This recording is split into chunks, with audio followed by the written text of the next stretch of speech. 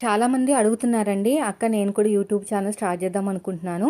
Daily వర్క్‌కి ఏమన్నా effect అవుతుందా అని.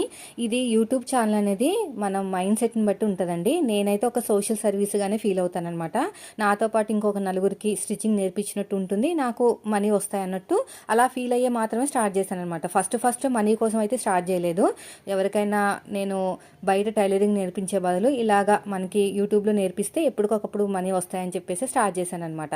ఇప్పుడు టైం వచ్చేసి 12 అవుతుందండి. ఇప్పటికి నేను 3 వీడియోలు అయితే పోస్ట్ చేశాను.